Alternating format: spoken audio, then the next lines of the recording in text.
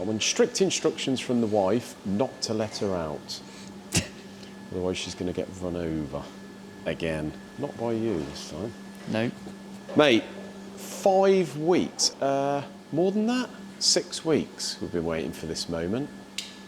We've had a delivery. Emerald. Finally. Christmas Day today for us. Yep, it is.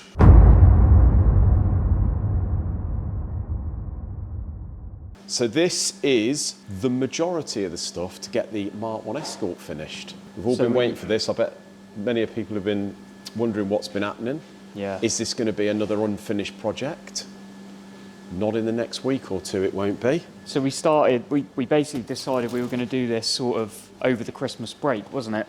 So it's sort of been since then. Exactly, yeah. So before Christmas we did while we had a bit of a quiet period, we pulled the motor out, the crossflow, and we've tuned it to the nth degree, I would say. Yeah, done all the machining modifications you can, really. Yeah, and if you haven't been following, we were going to put it back on the 40s, which we were on before, the Delautos, but then obviously we sort of changed plans as we were doing the motor. Yeah, and you spoke to a few people and they said with the lightness of the bottom end now, with the loss of inertia from the crank and everything, then it's probably a good idea to go on throttle bodies for a smoother engine and easier to keep it running. That's right. But what actually did it was when I spoke to Steve at Tipton Garage, who's obviously had a lot to do with these Escorts and what have you in the past. They've got a rolling road down there.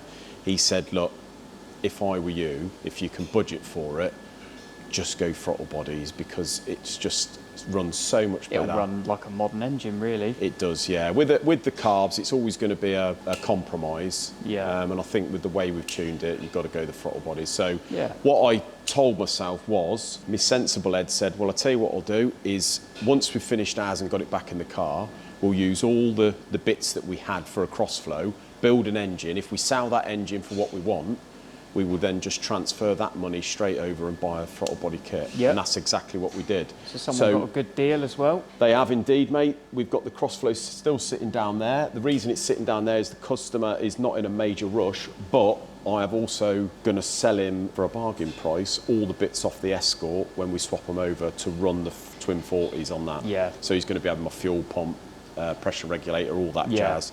Well, I noticed a lot of people at the time saying, why are we giving him them carbs if we can't get it to run on the carbs and they're not set up? But really, he's just having those carbs as a bit of a freebie. We haven't charged him for the carbs, to be honest with you. And it's up to him to get them all set up. Yeah, they run absolutely perfect on that spec of engine, which is the same as what ours was. It's only because I've took them to bits, cleaned them and put them back together, and whether they need setting up again and exactly, it just needs the fuel. It needs the pressure regulator set up and all that, so he can do that, not a problem. But more interestingly, mate, let's have a look, see what's in the box, innit? So in here should be most of the stuff we need to run the throttle bodies on the car. So there should be a fuel pump, etc. There is a couple of sensors, I do believe, which they are waiting for. So packaged up nicely. Now Emerald have supplied all these bits.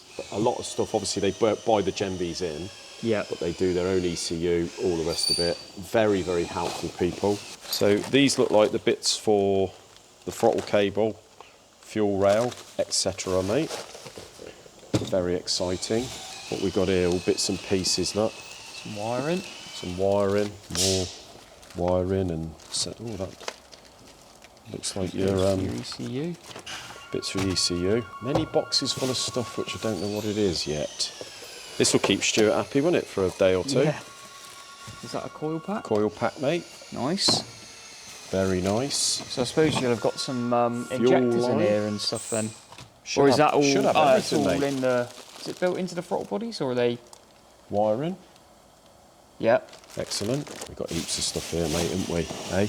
ECU, the brains of it. Nice. Very nice. So these Emeralds, Steve said, are quite user friendly. K6, very user friendly. He said when he sets them up, we can go along and he'll sort of show us how to do it. He said it's quite easy to have a tinker with. Have a little bit of adjusting. This is going to be a lovely little Mark 1 Escort, isn't it? Yeah. What else we got in here, mate? It's literally better than Christmas. Fuel pressure regulator. God, there's heaps of bits, isn't there? Crank sensor kit. So this is the first thing that we're going to be doing. Stuart's got to take the bottom pulley off. We've got to be fitting this, so it should have... Trigger wheel and... Should have a trigger wheel in there, mate, which we've got to graft onto... Onto the pulley. Onto the pulley. Looks like maybe a fuel pump. Fuel pump, I expect that one probably is, mate. Well, isn't this exciting?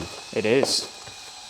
I'm quite interested, because obviously I know what the car runs like on carbs. I'm quite interested to see how much better it actually runs. If there's anyone out there watching that has got something like the Escort on little crossflow or a Pinto running on throttle bodies, let me know how it runs. Are we going to be pleased? Big invoice, don't worry about that for a minute. Hide that. Hide that one. These are probably... Oh, so that's your little... That's your throttle bodies, isn't it? Yeah. Basically. So you got some injectors for it somewhere? Should have, mate. Oh, what have we got in here? One last box. One last box. Oh, you've got your trumpets here. I think there should be some more stuff in there, mate. I think that's it for now, unless they've got some more stuff to send still. There is some more stuff to send, definitely. And we've not opened up all them boxes, I suppose. So. We will get these together, mate. Start assembling them in a bit, I think. By the end of this week, we should see most of this stuff on the car, see what it looks like. Ideal. Very happy man, mate. Going to be cool. Next couple of weeks then, so we could have this done, with a bit of luck, for the track day at the end of March, maybe. That'd be good, wouldn't it? Get them all down there, innit? The Clio. Get everything down there. Kit car, the Escort. See, you can go round, see which one you like best, see which one to get rid of. Yeah, let's not discuss that, Subaru, mate. take that down. We ain't done a track day in that. I'd like to do a track day in that, mate, but I think we're going to have to recondition the turbo before we do that. Probably a wise move. Right then, guys, so you can see the desk is a lot clearer than it was earlier on. Stuart has been over and took most of the stuff for the Gen V throttle bodies and the Emerald ECU, etc. And he's going to be mounting a lot of that into the Escort while we're waiting on a couple of little bits from Emerald still. We have got most of the wires here. And although I have never really got involved with wiring, guys, I'm quite excited to have a go with this with Stuart. So I've ordered a nice braided sheathing kit with the heat shrink and all the rest of it to basically do this wiring nice and neatly. And I've started doing some homework on what's what with the plug for the ECU and the relevant wires. So we have got here the wires for the crank sensor, which I've sorted out. We have got the various air and water temperature sensors, wires, throttle position sensor, I know that. This one here is for a map sensor, switched lives and earths, etc. See all the earths go into there. The injector wires, all here. So in the Emerald K6, we can basically wire each of the 4 injectors individually. We've got 6 injector drivers there, so you can either do 2 injectors into 1 driver, so it would do up to 8. We have got the coil wiring, which we've got to then put into the plugs. So I've got all the wiring diagrams for that, so me and Stuart are going to tackle that. Obviously then we need to route it through the car, see about the lengths, and put all the sheathing on and make it look very pretty. So we're going to have a go at that, guys. May as well. If we bugger it up, what's the worst could happen? We could bugger it up and have to get it done professionally, but we may as well have a go ourselves, haven't we? Right, just going on quickly about the Renault, guys. A lot of people have been in touch actually saying this is an absolutely fantastic car. So I've done a little bit of homework on these, and although I really like the Clio Sports or any of the Renault Sports, to be honest with you, the Megane or any of those, I really liked the old 172 and the 182s. But this new generation, the Mark III, I think it is a lovely looking car. And I've done some homework, and this apparently is not a cup, but it's a cup pack, which consists, it's not like some of the other brands of vehicles where they stick like an R line or something like that, or an AMG line where they just sort of alter the trim and a bit of the look. This actually serves a purpose. So what the cup pack does, you've got a cup version of this car, which comes very basic, lighter weight, but it's got better suspension, apparently, and obviously Brembo brakes and stuff like that.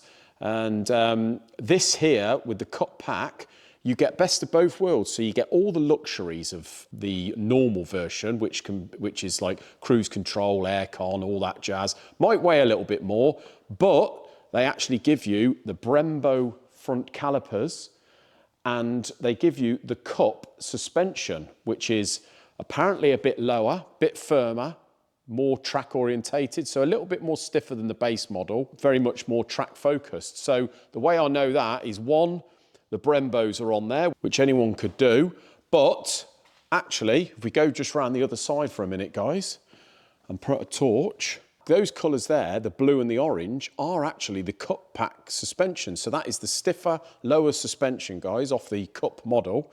So we know that this is more than likely a genuine, although I haven't checked the chassis number, a genuine Cup pack car. So you can see I've got the wheels off, guys, and what we're actually doing, now it's on this ramp, is tomorrow evening, we're going to be stripping out the front end, ready for Friday evening to get the gearbox out. Then over the weekend, I'm going to be doing a video and tackling doing the gearbox. While I have got the wheels off, I was having a good look at it. I've cleaned up the arch liners and what have you, guys, and I've actually fitted some nice rally mud flaps from Rally Flaps, a company called Rally Flaps, guys, and these are a nice rubber item. And I always like to put rally mud flaps on most stuff, because I think not only do they look cool, if we have a look down the car, look, I think it just sort of finishes the look of the car off with this lovely body kit and those arches. It looks really, really smart with the wheels on, I find. Same on the Subaru.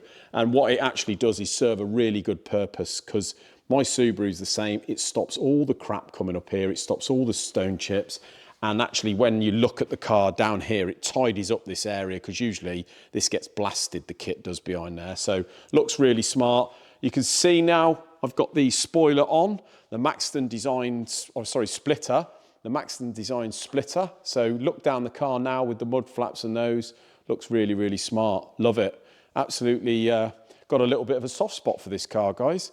And over here we have had delivery, although John has took over this bit of area.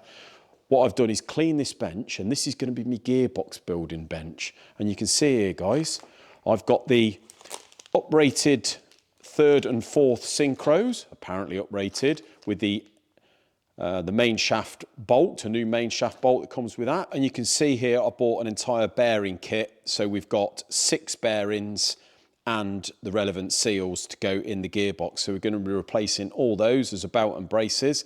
So pretty much, guys, providing that my other synchros are okay, the gears are okay, which apart from that little snick in third, everything felt perfect. So I'm hoping that third gear is okay. But yeah, we can get that built over the weekend, get it back in next week, and crack on with basically putting the car together, doing a few niggly little bits, and all ready for the track day next month.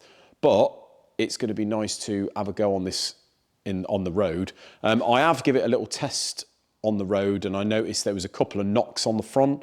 And what these are renowned for, because of the stiff suspension and the suspension setup, which is apparently on this Clio is the same as the Megane RS, where it's got the pretty funky front suspension setup, eliminating sort of a lot of torque steer, etc.